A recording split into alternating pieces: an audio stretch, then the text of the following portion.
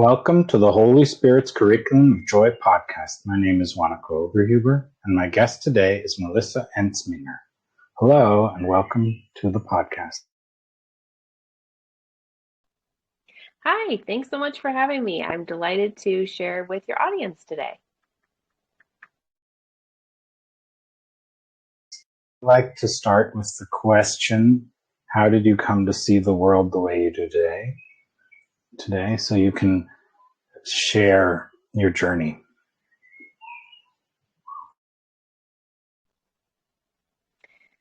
Well, I am an award-winning public speaking coach. I've worked with professionals for the past 15 years, but I am unique in that I didn't start out liking public speaking. And so the way that I see the world is a wonderful platform for people to share their message, but first you have to overcome that anxiety that comes with giving speeches. And that was something that I needed to overcome as well. And now that I've overcome that, the same techniques that I used to help myself overcome that are the ones that I use with my clients to this day. So, the story about how I got into public speaking, it wasn't really until I was a freshman in high school that I even embarked on a speaking career, as you would say. I, at that time, thought I wanted to be a attorney, and a family friend said, if you want to be an attorney, you should be good at speaking. So why don't you take this competitive speech and debate course and practice your skills?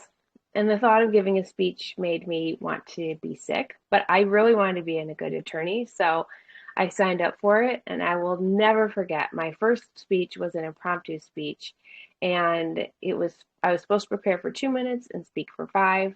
Instead, I prepared for about 15 minutes and I spoke for 30 seconds. And I think there were more ums and uhs than actual words. And the butterflies weren't flying in formation. I had the nervous sweats. My face was flushed. My hands were sweaty. All the things were terrible. It was not a great speech.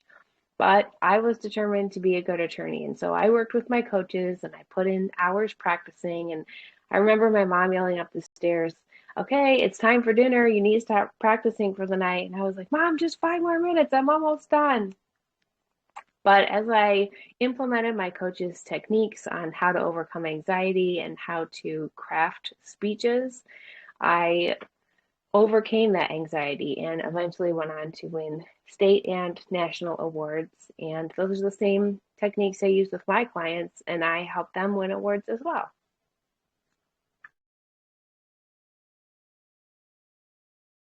So what was the main barrier to choosing to feel comfortable with speaking?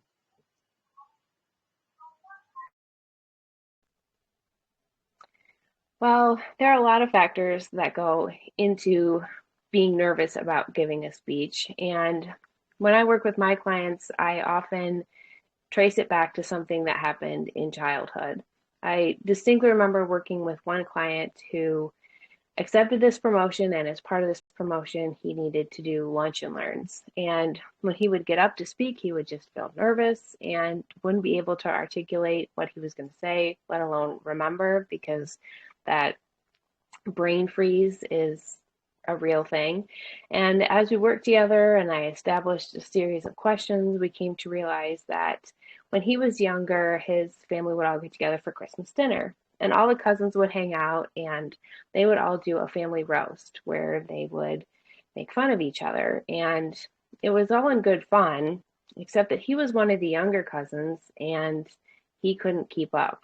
And that feeling of not being able to keep up and that anxiety was the same anxiety that he was feeling now as an adult trying to move up in his career. And so once we identified what that root cause was, we then did a series of visualization exercises as well as some journaling to take the power out of that experience.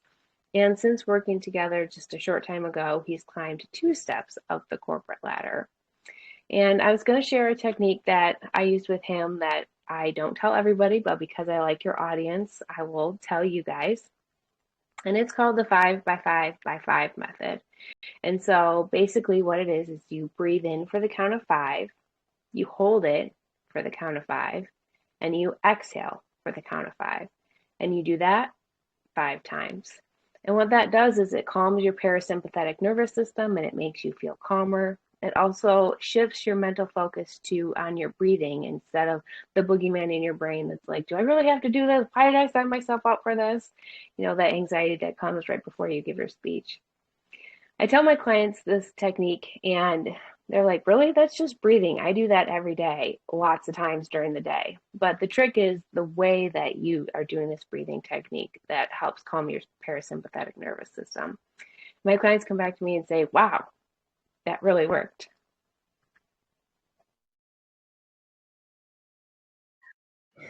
So let's go into your personal reasons why you were worried about speaking and see if we can go beyond that into a deeper space of what actually is motivating you to do this.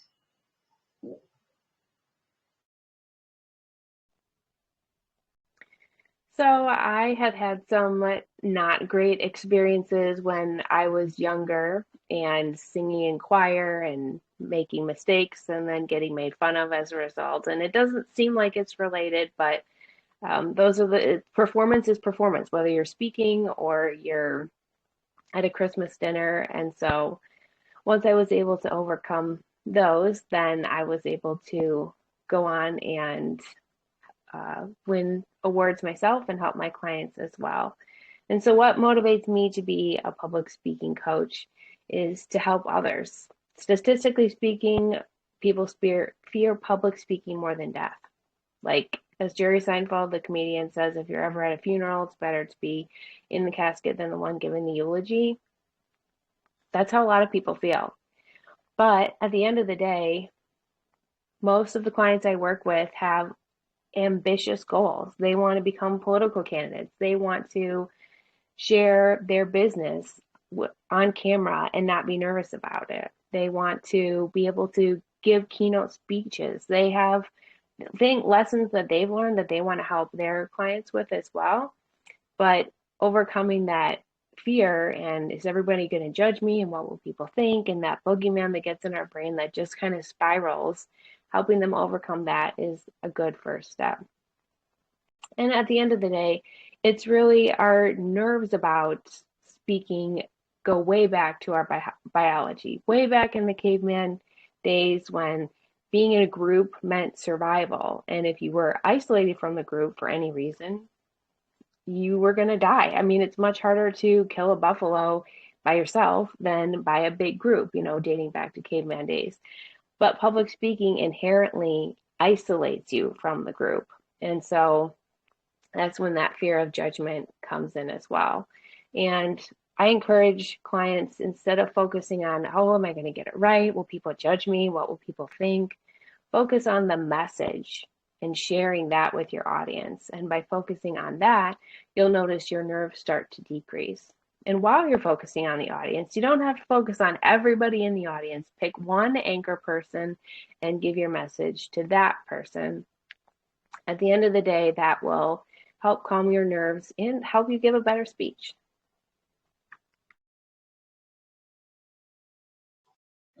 You were speaking of the very common phenomena of ums and ums and all these other things that people use when they're thinking about something instead of taking a break and waiting for the words to come. So how did you get past that?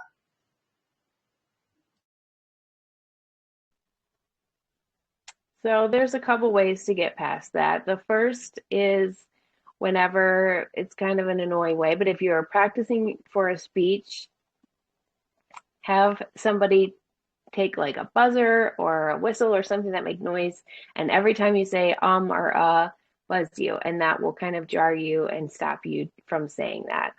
The other is we use ums and uhs as thinking words because for some reason, this is what most people believe, if we pause, people will forget or people will think that we forgot what we're going to say.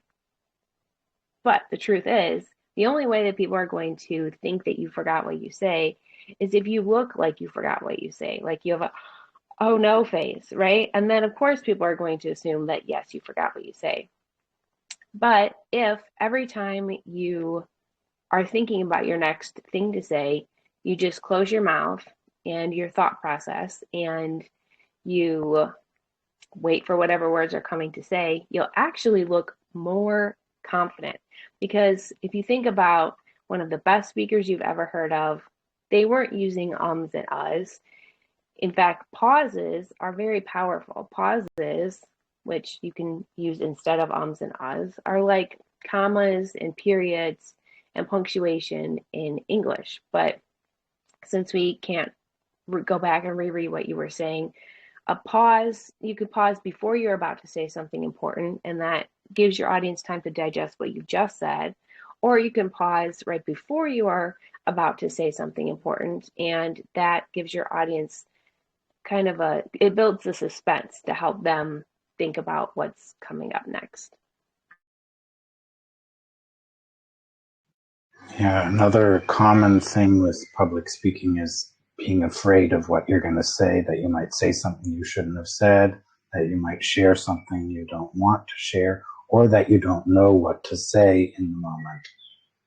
And many people, they have loads of notes and things like that when they don't feel certain. And then that keeps them from sounding very eloquent as well.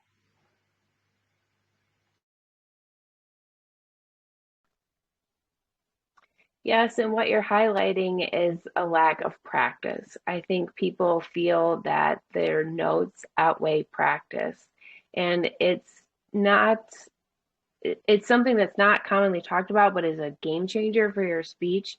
Is if you get your speech 70 to 80% done and you spend the rest of the time practicing, your audience would much rather have you give a speech that is more polished and poised than have you read to them. Because at the end of the day, we can all read. And if you're just going to read to us, why not just give us the manuscript and let us read? And so I encourage people that they need to practice their speech at least 6 times before they give it, ideally starting a week in advance. And what that does is that gets it into their subconscious, that helps them become more familiar with what they're going to say. And I also believe that if you have a bunch of notes, it's a good idea to underline key phrases in each sentence, and then your eye will be drawn to that. And so, in case you do forget where you were headed next, you can just look at that key phrase and your mind will fill in the rest of the detail. And then you can actually look up and have eye contact with the audience, then reading from your notes.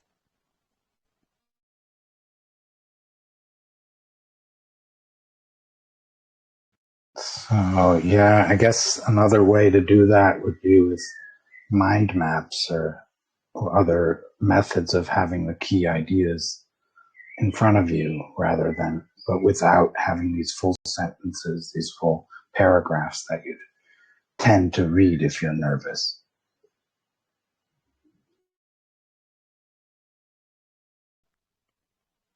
Yeah, I encourage my clients to write their speeches in kind of an extended outline form so that when they look down, it's not just a sea of words everywhere, but that it's got a form and it's got a structure, and that they just need to look down to see where they were at, and they'll be able to go off to the races. So, also numbering your pages. I know we all have that dreaded fear of getting up to the podium and then spilling your pages everywhere.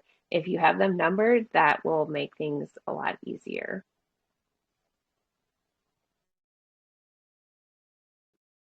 So another thing is public speaking also applies to writing and to sharing ideas on paper. So what is the connection that you make with between the two disciplines?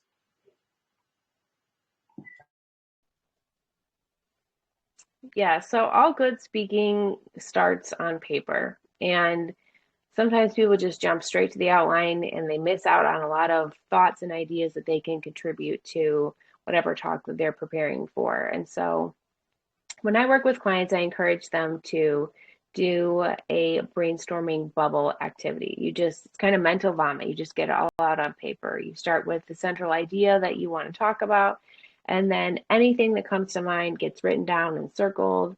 And then once you've gotten everything written down, you don't judge any ideas as they come out. You just write them on the paper.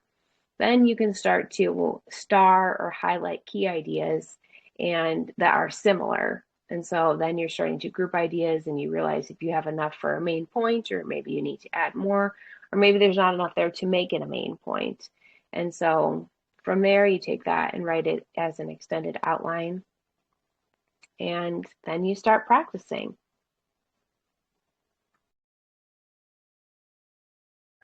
So, what are your thoughts about the way we see ourselves in the background of it? Because, in A Course in Miracles, for instance, it says we are all infinitely valuable in the mind of God. We're infinitely valuable would be enough, right? What are your thoughts about how do you feel comfortable with being who you are and sharing your ideas? Because I think that's a key part of it as well.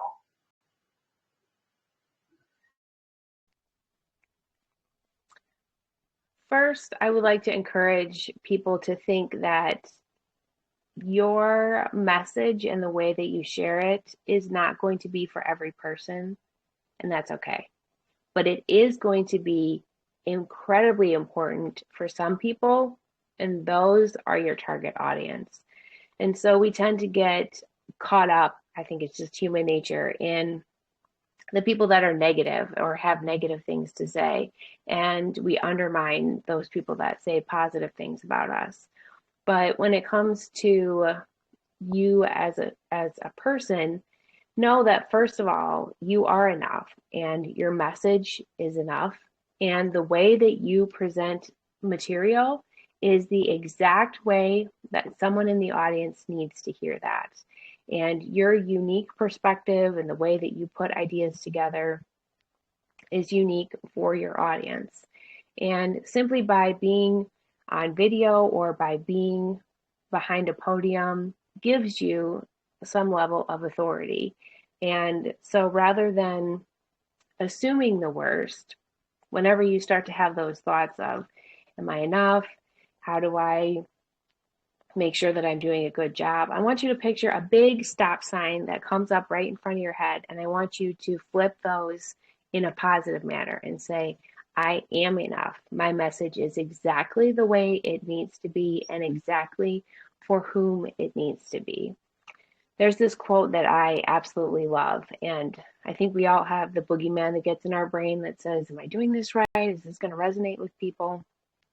And this quote is just amazing. It says, what if I fail? Oh, but darling, what if you fly? And so I encourage people that I work with to think, instead of all the ways that this might not work out, think about all the ways that this can work out, and then watch them work out.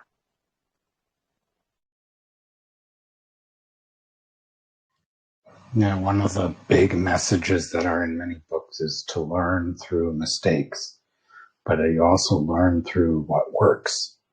So you have both parts of it. And I think that's part of public speaking as well. And of course, part of my journey as a podcaster and anyone else's journey.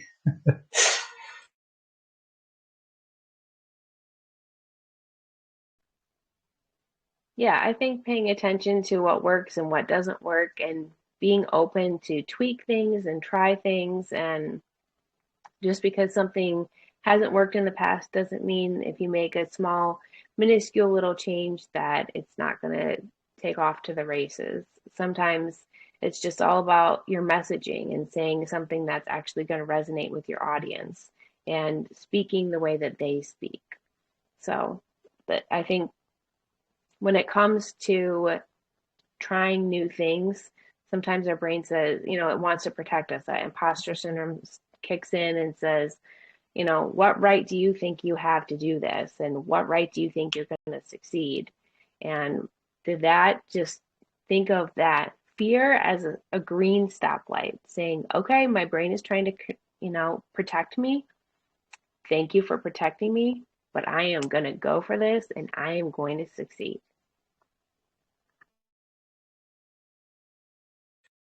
Yeah, probably another one of the aspects of it is perseverance. just continuing on and knowing you will succeed, even if it doesn't appear to be that way when you start out or in between sometimes, and just continue with that.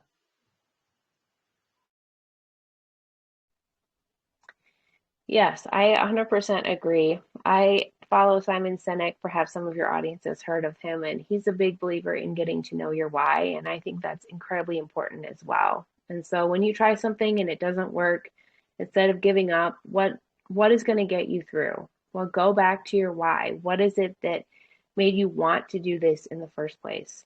In my instance, it's helping people get their message out. It's helping politicians decide that they can feel comfortable giving speeches and they can get elected.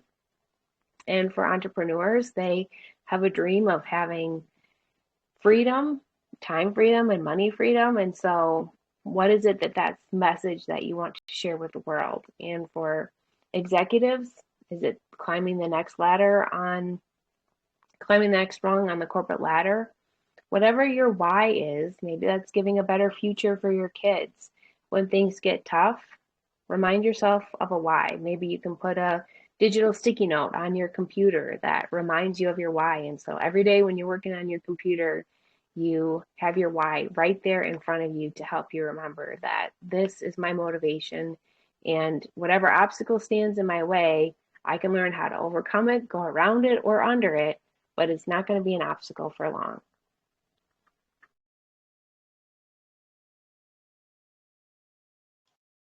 Yeah, I think that's an important point, the why and the motive, because that keeps you going. So even if I think that's a good idea. Yeah. So there's a lot more to say about it. So you have a huge audience, you're on the stage, and the people are watching you, and you suddenly think you're being judged, or you get a negative comment from the people. What are your methods for going beyond that?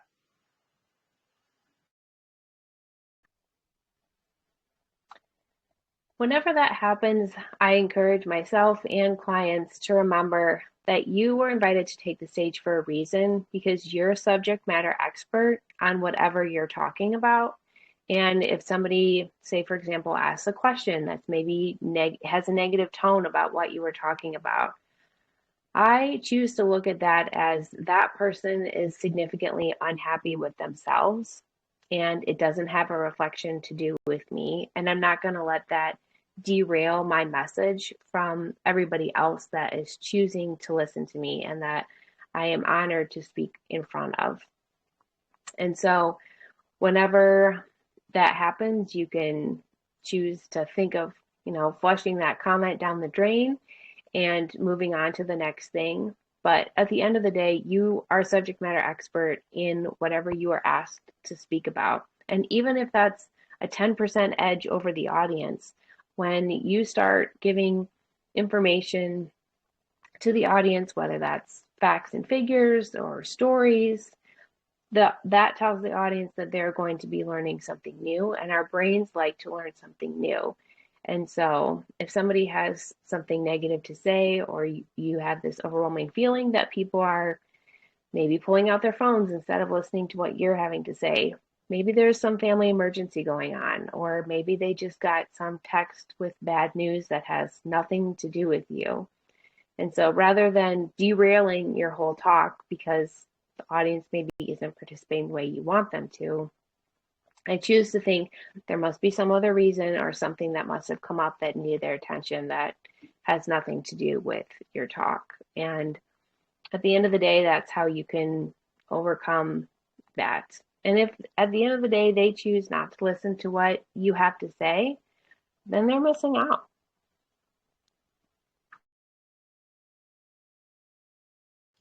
So another way of framing it is to say what you have to share is valuable, and that doesn't change just because there's people who might not appreciate it.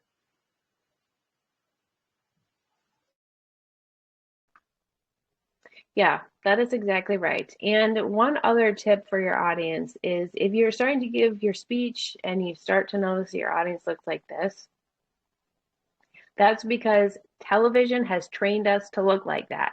Whether we are watching TV or we are watching a live presentation, most people in the audience just deadpan it, right? You're not going to sit there and nod encouragingly at your TV when you're watching it at night, right? That's just not what we do. And so, in our mind, whether you're speaking on a television or you're speaking in person, often you see people default to that deadpan stoic expression.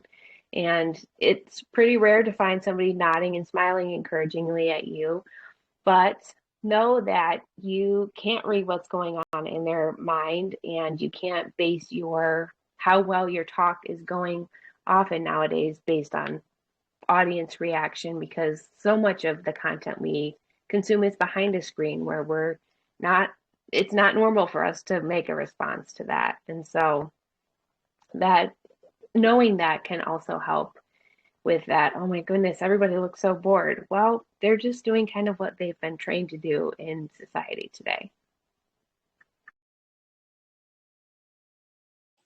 Yeah, that is an important point. So another thing is you were speaking about speaking on screen as well through videos or whatever. What are your takes on that? Because I offer this possibility to be on the podcast to anyone who wants to share a message of love and support. So what would you tell them? Because there's going to be people listening who are interested in being a guest here as well. What would you share with them?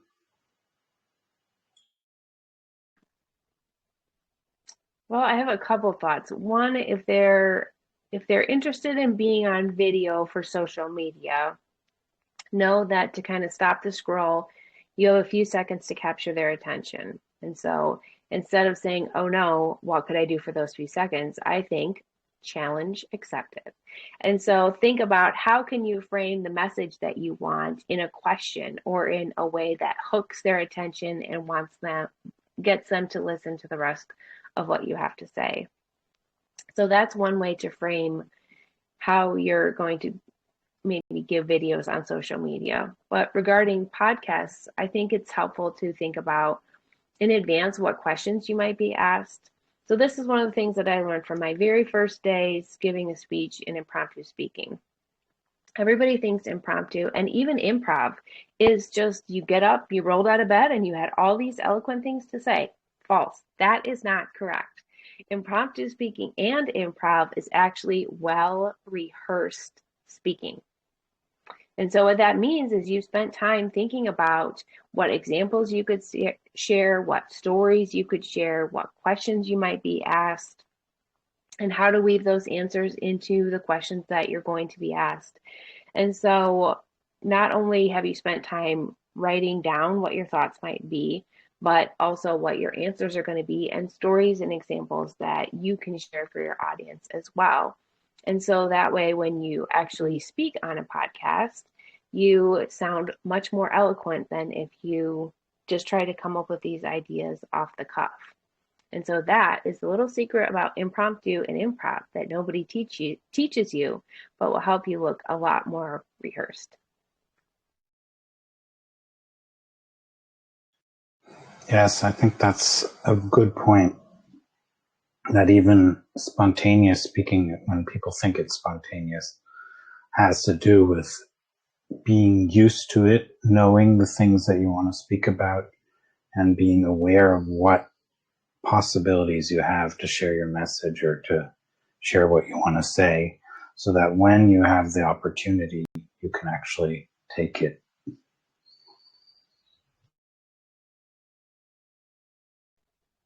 Yeah, and one way to articulate what you might be able to talk about is to think about stories that could illustrate some points. So, what are some stories of you overcoming some obstacles, or stories of you maybe on your travels, or think of a variety of different points that you want to illustrate, and then some stories will come to mind about those. And I encourage people to talk about to give their podcast answers in stories if possible, because research tells us that we are 22 times more likely to remember the facts and figures if it's told in a story format than if it's just told to us, straight on.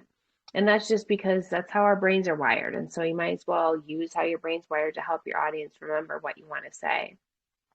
And so when it comes to telling your stories, how do you tell them in a way that comes alive for your audience? Well, you want them to be captured there. You want to capture their imagination. And so there's an expert storyteller that I follow named Colin Boyd. And he says that there's 3 components with stories that you need to remember. And they are not all the details in all the world, just these magic 3 are all that you need. So they are what you see externally, what you feel and tell yourself internally. So what does this look like in an actual story? I could say I hiked up a random mountain on a Thursday. It's not a super interesting story. Or I could say I could feel the hot sun beating on my face as I hiked this huge mountain. As I looked around, everything I saw was peaceful, but inside, I felt anything but. You see, I had a huge decision to make. Do I take my dream job and uproot my whole family? Or do I stay at a mediocre job and stay near my extended family? So that story just brought you into all of the senses. I didn't tell you all the colors that were on the leaves on the trees or all the animals I saw in the forest. I just told you those magic 3. What you see externally, what you feel and tell yourself internally. And that will make your stories a lot more memorable.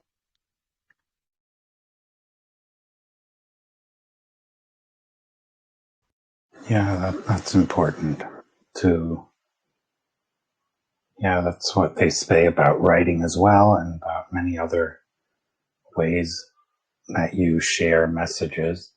So what types of stories do you use to encourage your clients to feel comfortable with public speaking?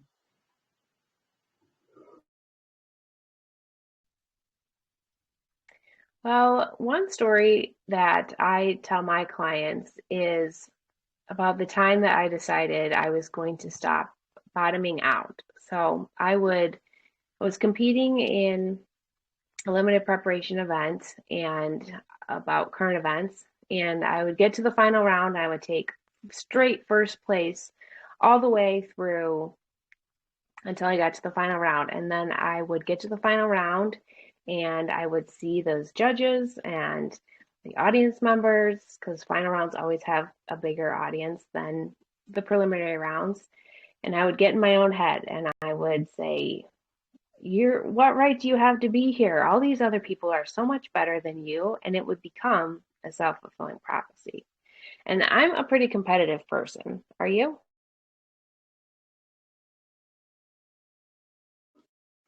It depends. But yes, I have my competitive sides as well. Well, one particular tournament, I decided that this was not going to be my story anymore. And I looked around and my competition was all boys and I could not let them win. This just was not going to happen. And so when I stood up to give my speech, instead of thinking, everybody's better than me. What right do I have to be here? I don't know how well I'm going to do. And have that be a self fulfilling prophecy, I changed that thought process. And that thought process then became, I'm going to show you why I deserve to be here. I'm going to give you the best speech you've ever heard. And you know what? It worked. I started winning tournaments and I started winning at the state level, and I went on to win national awards as well. And the key is when you are able to change that thought process, right? Thoughts become actions. And so when you change that thought process, that changes the actions and the way that you approach the situation. And that made all the difference. That sounds like a recipe for workplaces of all kinds as well.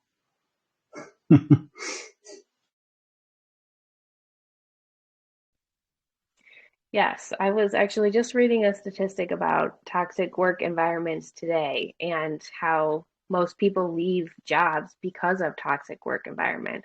And the thing is, when you hire a new employee, it costs about a third of that person's salary in lost wages, time spent training them, mental knowledge of the person that left, like leaving with that person and not being retained in that company.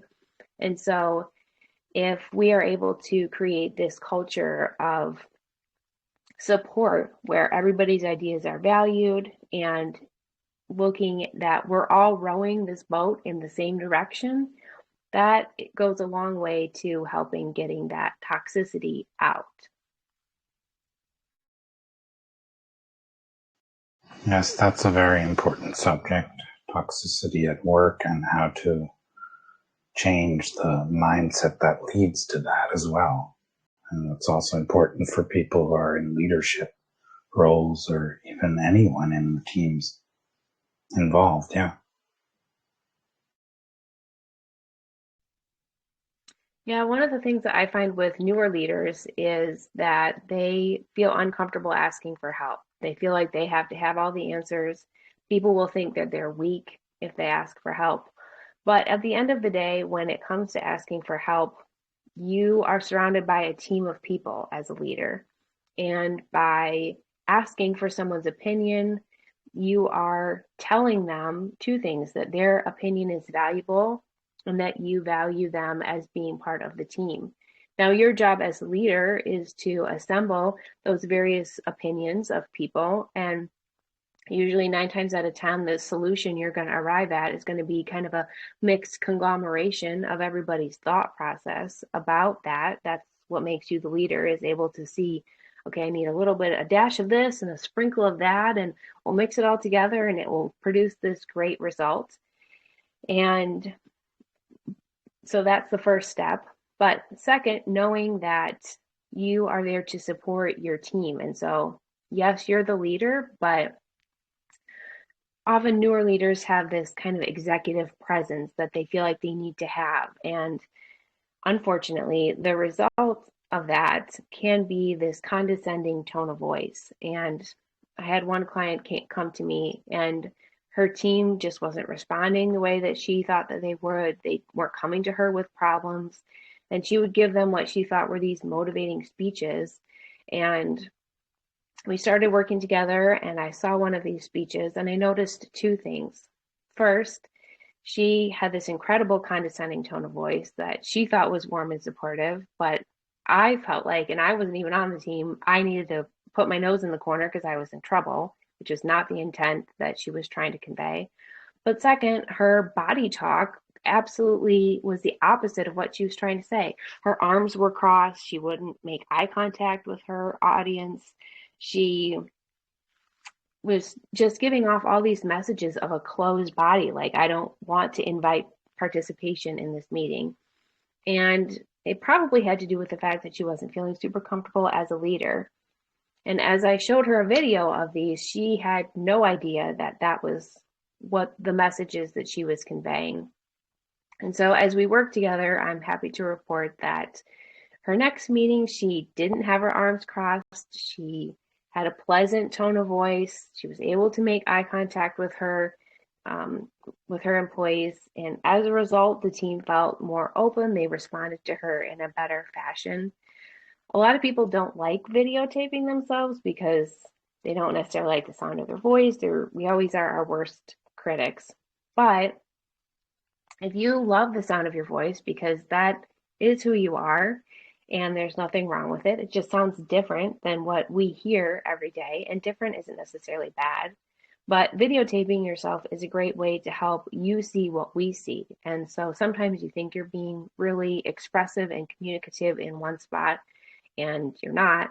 And sometimes it'll help you see, like, oh, that is not the message that I'm trying to convey.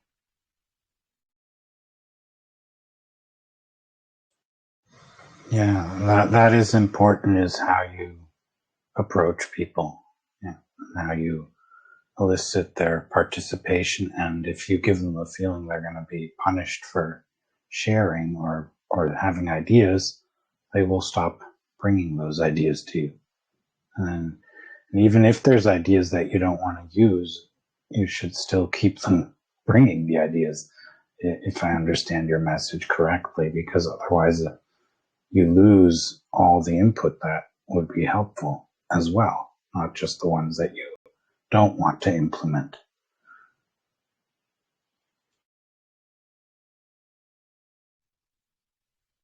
Yeah, it's the way that you respond to what they're saying. And so when you hear an idea that's maybe not one that you want to implement, you can still thank them for that idea and tell them that you'll take it under consideration and combine it with other ideas. And together, we as a department will arrive at a solution to the problem. Another way to help your direct reports feel valued, if you have to give maybe some constructive criticism, is to use what I call the compliment sandwich. So you tell them something positive, you tell them something that they need to fix or constructive criticism in a nice way, and then you end with a positive thing as well.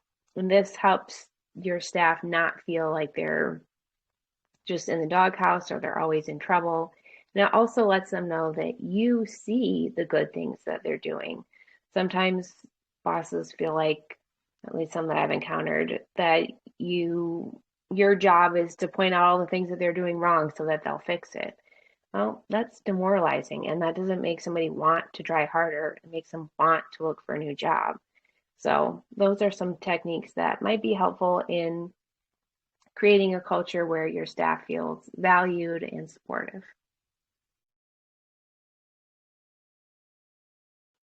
You were also speaking about the issue of being vulnerable, and that doesn't mean that you're lesser authority because of being vulnerable or being asking for help or wanting the input from other people and so on. It actually strengthens your position if you do it the right way.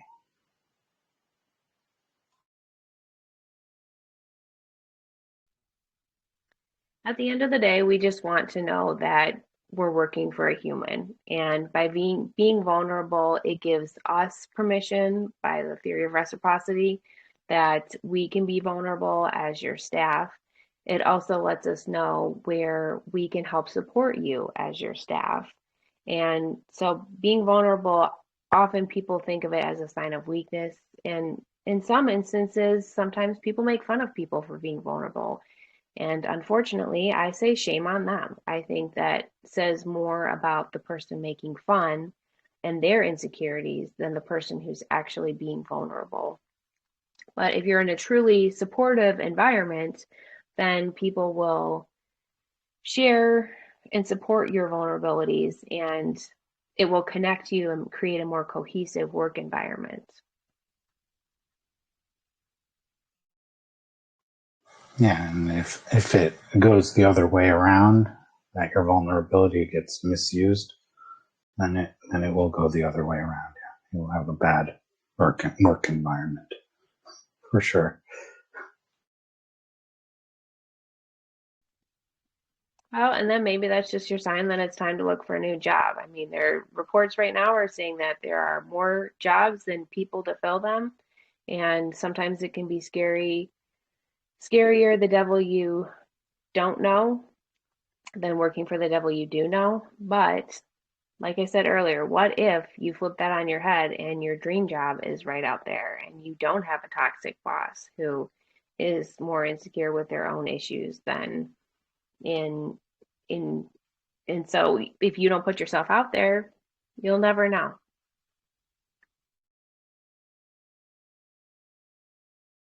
Yes, that's an important point. So there's both sides to it, right? So there is the point where you need to say, okay, there is a way here, or yeah, leave, go somewhere else and feel good about it, right? Because the issue is you often, like you were saying, feeling comfortable with what you know rather than being open for what might be a lot better, right? Or might be perfect for you. Yeah, that is a big issue and a a situation we get into very often if we don't pay attention to it, right?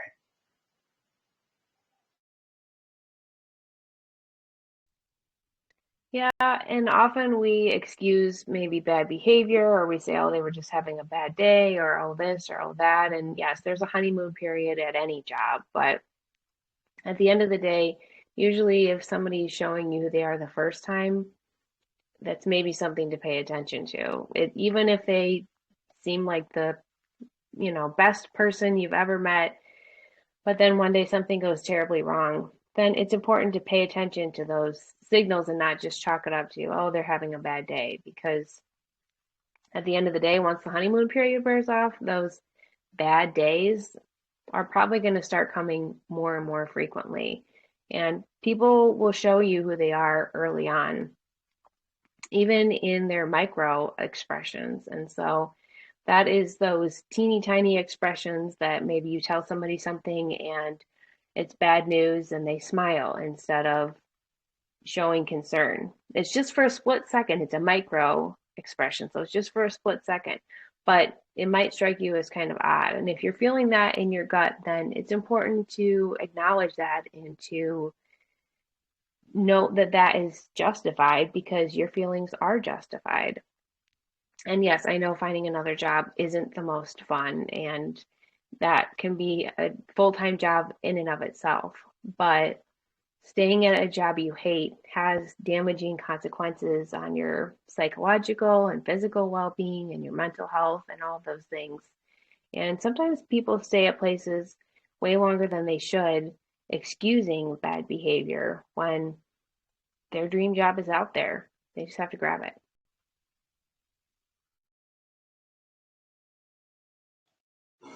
Yeah, and believing that there is that place where you belong is also a big mindset thing. Because you were saying, there is that job.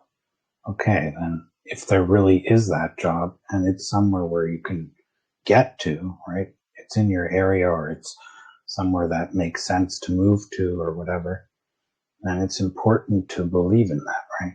To see it there and then let that open up for your benefit. Yeah.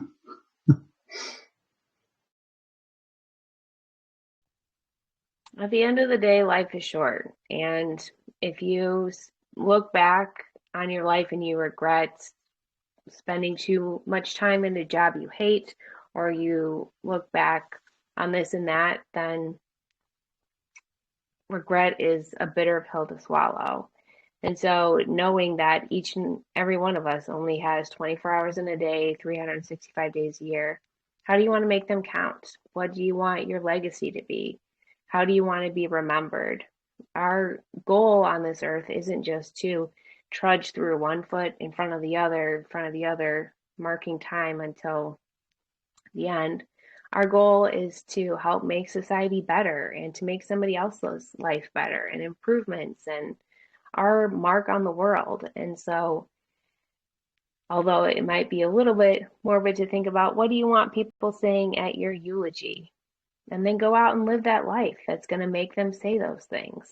Make a difference in somebody else's life. You just never know who is waiting for you to step into your power, embrace what you were called to do, even if it feels uncomfortable, even if it feels a little bit scary.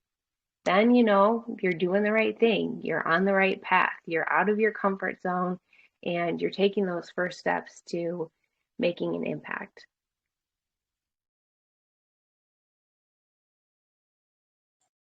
Yes, that's a beautiful thing to say, to step into your power.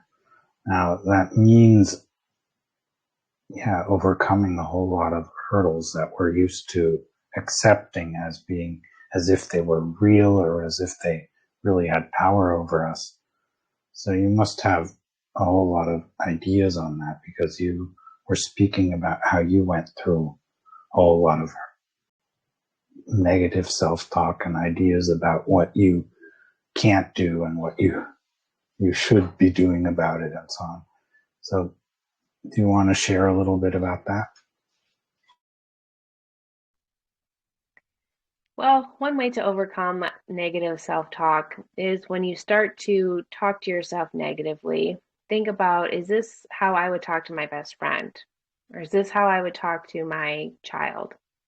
If the answer is no, what business do you have talking to yourself like that? And that can be one of those eye-opening moments when you realize, you know what?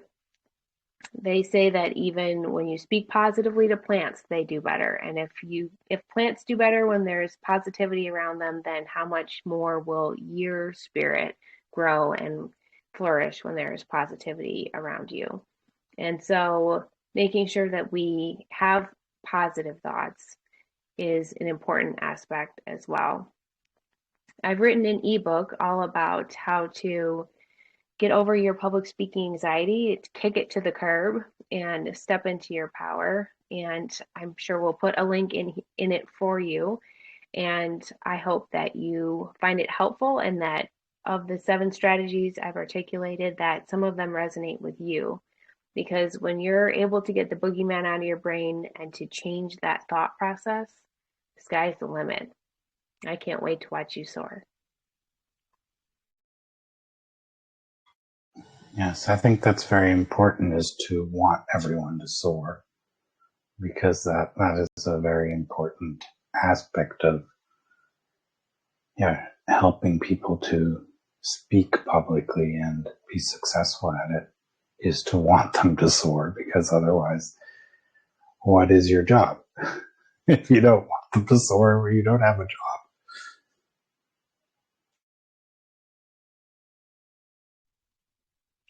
At the end of the day, we all have a message to share. We all have something that somebody else needs to hear. We just need to be brave enough to do it. And once you uncover that why and that you get that down into your spirit, and on days that are hard and days that just you don't feel like you can keep going on, come back to your why. Think about, what is this goal? What is this message that I've been given that I need to share? And think of another technique that I use is to write things that have gone positively. You can either write them on sticky notes on your computer, or you could keep a journal. Give me a second. I lost my earbud here. Can you hear me? Okay. And so when those days are tough, think back to those positive things that people have said, or the way that you have inspired them to do things, and that can help get you out of that funk and remember your mission and remember why you're doing what you're doing.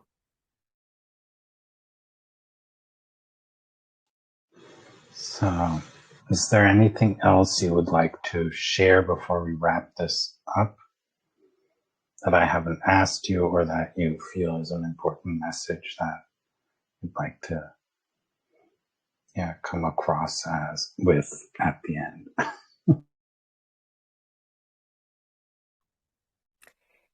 My last message is that if you would like a free 20-minute assessment of your speech or of your goals, I am happy to do that. We can put a link to schedule time on my calendar, and I would love to learn more about your goals and help you achieve those.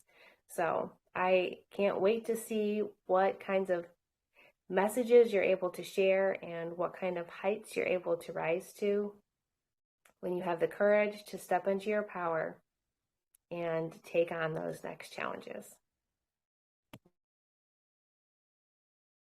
I would like to thank you for being here, and thank all the listeners and viewers for joining in. Thank you all, and anyone who wants to be on the podcast, please reach out to me so that you can schedule a time, and then we can let people know what you have to share, in the sense of stepping into your power, or if you already are in your power, to expand on it. So thank you all, and please review the podcast, let people know about it, spread the word so that more people can benefit from the multiple messages here that so many people from all over the world are sharing on this podcast. Thank you so much, and Till next time. Thank you for having me. It was truly an honor. Thank you.